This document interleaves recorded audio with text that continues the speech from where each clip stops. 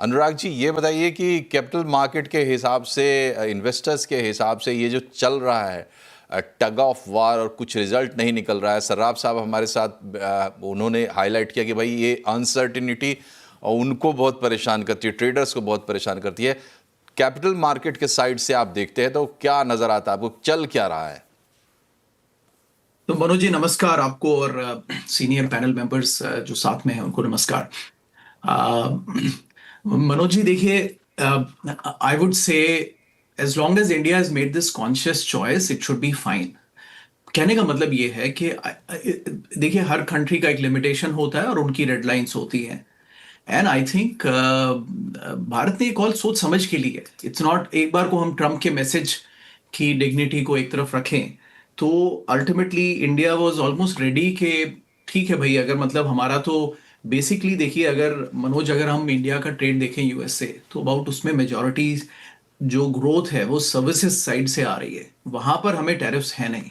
तो India is largely thriving on services trade. Goods का जो हमारा 40 बिलियन का है वो यूएस के लिहाज से भी बहुत बड़ा नहीं है, और इंडिया के लिहाज, इंडियन इकोनॉमी के हिसाब से भी वो बहुत बड़ा नहीं है। करीब 40 बिलियन को अगर आप देखें ऑन अ 4 ट्रिलियन इकोनॉमी, तो बहुत ज्यादा फर्क किसी भी देश को नहीं पड़ता है बिटवीन इंडिया एंड यूएस। दोनों ही कंट्रीज इसमें लार्जली इट्स अ, जिसको बोलते हैं इनसिग्निफिकेंट पार्ट है ये मनोज। तो हम्म। इसीलिए I think in some sense India was also giving a message कि देखिए, और देखिए मैसेज क्या है। Agri and dairy red lines हैं। मैस मार्केट में अगर कुछ करना है तो वो भी इंडिया बोलेगा नहीं, देखिए वो नहीं कर सकते आप। लग्जरी भी रेड लाइन है इनफैक्ट, क्योंकि देखिए टेस्ला इंडिया में बिक रही है, 70% टैरिफ है मनोज जी। हम्म। तो दैट मीन्स कि ना हमें लग्जरी खोलना है, ना हमें एग्री खोलना है, ना हमें मैस मार्केट ओपन करना है, ना हमें लिकर करना है।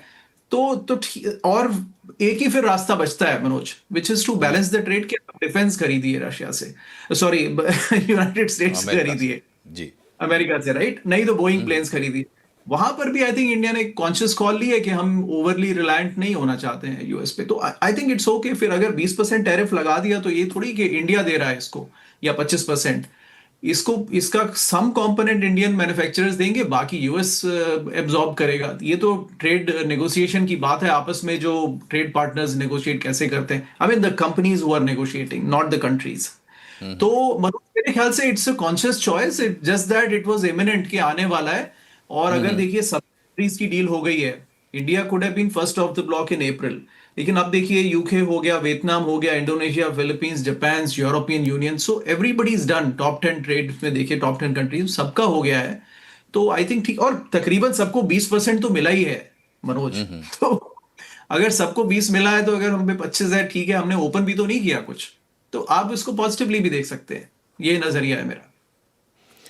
ठीक है, लेकिन ये बताइए कि जो इंटरनल डायनेमिक्स है अमेरिका के, वो भी चेंज हो रहे हैं। अल्टीमेटली जो यूएस कंज्यूमर है उस पे भी भारी पड़ेगा, क्योंकि आप सबके साथ करें, किसी एक के साथ कर नहीं रहे हैं। वो हम्म। डायनेमिक क्या, ट्रम्प उसको कैसे डील कर रहे हैं, कैसे उसको ले रहे हैं, ये पूरे सिनारियो को इंटरनली कैसे कॉम्प्रिहेंड किया जाए अमेरिका के लिहाज से, एक आम अमेरिकन के लिहाज से? देखिए, वहां पर मनोज मैं कहूंगा कि रेस्ट ऑफ द वर्ल्ड में थोड़ा गलत फहमियां फैलाई जाती है। देखिए, दीपक जी तो काफी विजिट करते ही रहते हैं यूनाइटेड स्टेट्स में। आई थिंक तो ये भी बयान कर सकते होंगे कि डोमेस्टिक सपोर्ट बहुत स्ट्रांग है ट्रम्प साहब के लिए। एंड इकोनॉमी के लिहाज से मैं कहूं, देखिए ये देखिए, it's a two double edged sword.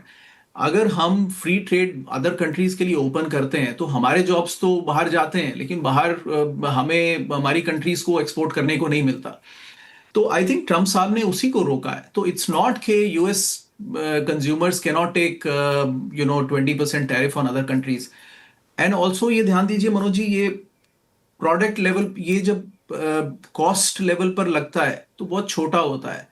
जैसे एक छोटा एग्जांपल अगर मैं आपको दूं कि एक स्वेटर यूएस में $30 में बिकता है, एक चाइना का एग्जांपल था, तो वो चाइना से छह डॉलर में बन के निकलता है। अब $6 पे अगर आप 20% 25% लगा भी देंगे, या 50% भी लगा देंगे, तो 6 का $9 होगा। यूएस में वो $30 में बिक रहा है, तो 30 का वो 33 में बेच देगा। तो वो कैलकुलेशन उतना स्ट्रांग नहीं बनता है जितना लगता है सोचने में लोगों को। So that's a important difference. So US consumers को ज्यादा फर्क नहीं पड़ेगा, because overall if the economy does very well and jobs are good और इन्फ्लेशन यूएस में कंटेन्ड हो चुका है काफी हद तक. There is a marginal difference now, 2.5 से 3 के बीच में हम घूम रहे हैं, 2% पे आना है. तो बहुत स्ट्रॉन्ग सपोर्ट है and US is doing very very well. ये मैसेजिंग जो जाती है बार बार के यार ये यूएस में, यूएस के लिए नुकसान होगा, यूएस के लिए कोई नुकसान नहीं होगा इसमें. हम्म। हम हमें इवेंचुअली ये मानना पड़ेगा मनोज जी कि US was the most open economy on trade. Other countries were not open. Now there US कह रहा है कि यार अब देखिए बिल्कुल ये ऐसा फ्री नहीं चलेगा, आप थोड़ा हमसे भी करिए और बैलेंस करिए इसको, which is a fair call I think Manoj. So we should see it ji this way Manoj. जी, तो आप कह रहे हैं कि बहुत सारी अंडरलाइंग चीज़ें हैं इसके, और वो उसको भले बहुत लाउड तरीके से प्रेजेंट किया जा रहा है, मगर शायद ये उतना बड़ा डिसरप्शन नहीं है, थोड़ा रीडू ज़रूर होगा. सराफ साहब, ये बताइए कि अनुराग जी की इस बात में कितना दम है कि इससे होना जाना क्या है, आखिर हमको सेटल हो जाना है. और आप भी कह रहे थे कि भाई खाली अनिश्चितता आप कम करो, अनसर्टेनिटी हटाओ, जो करना है कर दो. तो हम अपने हिसाब से देखें, हमारे जो एक्सपोर्टर्स हैं उनके हिसाब से देखें, तो क्या असर होगा, मतलब अगर ये मामला 1 महीना 2 महीना 3 महीना खिंचता है डील वाला, या इस महीने भी हो जाता है अगस्त में, तो क्या अभी क्या फर्क पड़ेगा, क्या असर पड़ेगा? मैं अनुराग जी से सहमत हूं. मेरे को नहीं लगता है कि कोई ज्यादा फर्क पड़ेगा. मेरे को तो ये लगता है कि डील हो चुका है.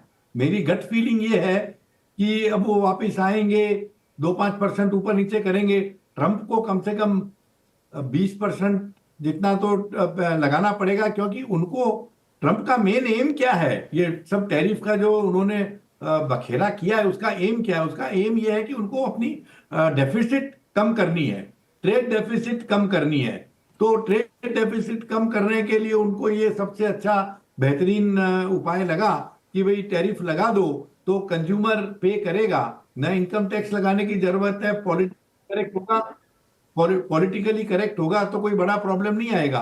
तो मेरे को लगता है कि वी आर फाइन. जो एक्सपोर्टर्स हैं उनको अगर लेवल प्लेइंग फील्ड मिलता है और अगर उनको स्टेबल मिलता है तो we are fine. I don't think we should have a problem. जी, वोरा साहब, आपने सुना हमारे जो दूसरे एक्सपर्ट्स हैं. ये बताइए कि अब इस पे मूविंग फॉरवर्ड क्या हो सकता है, मतलब क्या करना चाहिए, किस तरीके से, अब चूंकि नेगोशिएट करना है, और जो अभी तक जो चल रहा था हमारे यहाँ वो यही चल रहा था कि भाई 15 से 20% के बीच में कुछ किया जाए, 15 हमारी साइड, 20 उनकी साइड, ऐसे नंबर्स चल रहे थे. लेकिन आपको क्या लगता है, क्या टैक्टिक्स होनी चाहिए ट्रंप को डील करने के लिए अब इस वक्त? बड़ा कठिन प्रश्न आपने मुझसे पूछा है, because I met him a few times. मैं जानता हूं. well, let me say कि जिनकी उनकी पर्सनालिटी है, you have to flatter him. उनके साथ बड़े प्रेम के साथ बातचीत करनी पड़ती है कि आप दुनिया के सबसे शक्तिशाली हैं, सबसे होशियार हैं, सबसे बुद्धिमान हैं, सबसे हैंडसम नहीं, वो तो मैं हूं, but we can say many things to the fellow and tell him कि भाई आप इत्मीनान से take it easy. And we are past master Chanakya की संतान है, और जो भारत का चीफ नेगोशिएटर है sir, the top salesman for India is a Gujarati. उनके जीन्स में धंधा करना है. Trump himself has acknowledge. तो मेरा भी ये मानना है कि सर एक तरह से अगर आप देखें, ये जो टैरिफ्स है एक तरह के सैंक्शंस होते हैं. अमेरिका ने पहले भी सैंक्शन लगाए थे, 65 में लगाए थे, 71 में लगाए थे, 1998 में हम पे सैंक्शन लगाए थे. हम लोग सबसे हमने निपट लिया था. हाँ, असर पड़ता है, बड़ा वेरी रेजिलियंट सोसाइटी है. ट्रंप साहब भी ये जानते हैं. तो अभी वो दिखाने की कोशिश कर रहे हैं कि मैं किसी को फेवर नहीं करता, मैं किसी के साथ ये नहीं हूं, वो नहीं हूं. बट मेरा मानना है कि जब हम इनसे अच्छी तरह से बैठ के बातचीत करेंगे, और इनके अपने कंज्यूमर चाहे 3% चाहे 5%, जो भी कुछ है सर, ट्रंप को मार्केट चाहिए. सर मार्केट कहाँ है? 140 करोड़ का मार्केट तो मैं हूं. चीन के पास तो वो जा नहीं सकता. चीन के साथ तो गाली गलौज चल रहा है. और रूस का तो उसने वैसे ही बहुत कुछ कह दिया. और फिर ये जो हम एनर्जी ले रहे हैं और वेपन्स ले रहे हैं, वो तो हम लेते जाएंगे. ट्रंप साहब आप चाहे 1 करोड़% लगा दीजिएगा पेनल्टी, जो भी लगाना चाहते हैं, वी विल कंटिन्यू. हमारा नेशनल इंटरेस्ट है, तभी तो आत्मनिर्भर भारत की हम बात करते हैं. तो मेरा मानना है सर, पोलाइटली इनसे बात करेंगे. हम लोग हमेशा वही करते हैं. You will not see any criticism. हमारे कोई भी लीडर्स, हमारे कोई भी डिप्लोमेट्स मेरे अतिरिक्त ये नहीं बोलेंगे कि ये बड़ा बुद्धू आदमी है, ये है, वो है। He is the leader of his country, वो कर रहा है जो ये सोचता है मेरे देश के लिए ये बहुत अच्छी चीज है। हम वो करेंगे जो हम सोचते हैं हमारे देश के लिए अच्छा है। एंड अमेरिका रिस्पेक्ट्स, ये मेरा मानना है, समझ रहा हूँ, हर साल मैं 2 बार जाता हूँ, मेरा ये मानना है अमेरिका रिस्पेक्ट्स ऑनेस्टी, इंटेग्रिटी। और अगर हमने सीधी बात कही कि भाई ये हम कर सकते हैं, ये नहीं कर सकते, हम लोग दोगलापन नहीं दिखाते, आई बिलीव कि हम लोग एक समझौते पर पहुंच जाएंगे इनके साथ। ये फिगर्स बाकी इतने बिलियन ये चलता रहेगा sir. 700, I mean we are 4.5 trillion dollar economy, हम पहुंच गए, अब्सॉर्ब कर लेंगे उसको सर। कोई तकलीफ होगी, बट ये नहीं है कि भारत जो है उसका भट्टा बैठ जाएगा, ठप हो जाएगा, not at all, we will survive sir.